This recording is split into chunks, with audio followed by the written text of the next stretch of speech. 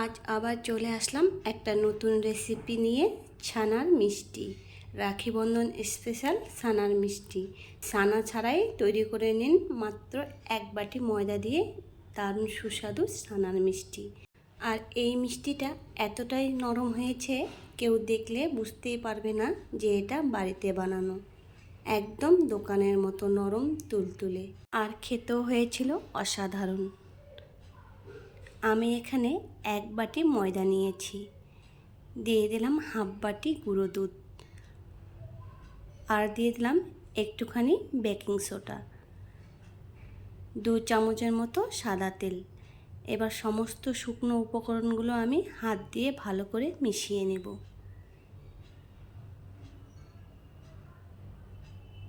সব উপকরণ ভালো করে মেশানো হয়ে গেছে।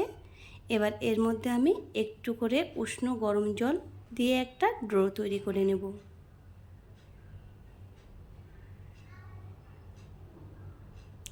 ডোটা আমার রেডি হয়ে গেছে।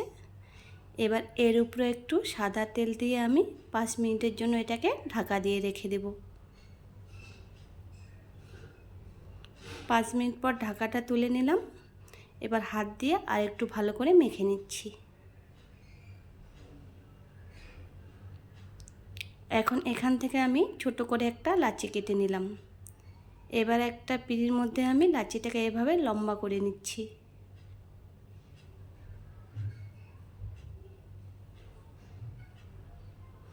এখন এক দিকটা এভাবে মুড়িয়ে দিলাম, বাকিটাও আমি এভাবে মুড়িয়ে গোল করে নেব।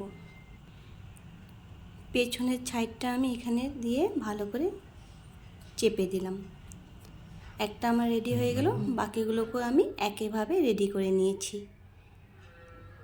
এবার একটা কড়াই বসিয়ে দিয়ে দিলাম তেল।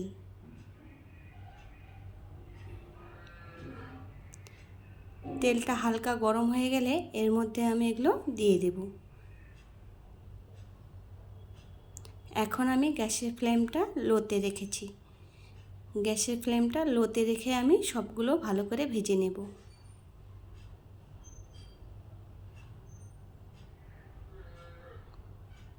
এক সাইডটা একটু ভাজা হয়ে গেছে, এবার একটু উল্টে দিচ্ছি।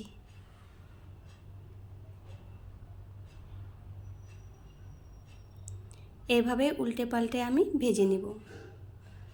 ভাজা হয়ে গেছে, এবার তুলে নিচ্ছি। সবগুলো আমি তুলে নিয়েছি।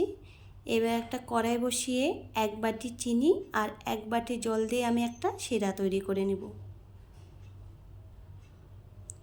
শিরাটা হয়ে গেছে, দেখুন হাত দিয়ে দেখে দিচ্ছি, ঠিক এরকম হয়ে যাবে। তখনই আমি এখানে ভেজে রাখা মিষ্টিগুলো দিয়ে দেব।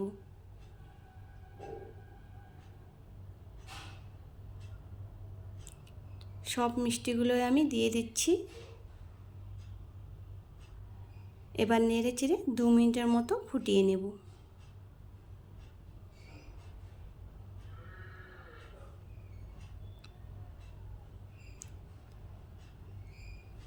2 মিনিট পর আমি গ্যাসটা বন্ধ করে দেব।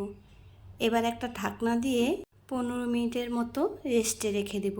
15 মিনিট পর ঢাকনাটা তুলে নিলাম। দেখুন মিষ্টিগুলো কতটা ফুলে গেছে। এবার একটা প্লেটে সব মিষ্টি তুলে নিচ্ছি।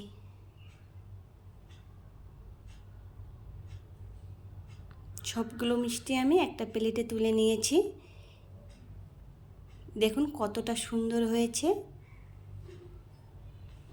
এবার একটা মিষ্টি তুলে আমি আপনাদেরকে দেখিয়ে দিচ্ছি মিষ্টিটা কতটা নরম হয়েছে। দেখেই বুঝতে পারছেন মিষ্টিটা কতটা নরম হয়েছে। এই দেখুন একদম দোকানের মতো। এইভাবে বানিয়ে আপনারা বাড়িতে অতিথি আসলেও তাদেরকে পরিবেশন করতে পারবেন। ভিডিওটি ভালো লাগলে লাইক, কমেন্ট, শেয়ার করে পাশে থাকবেন।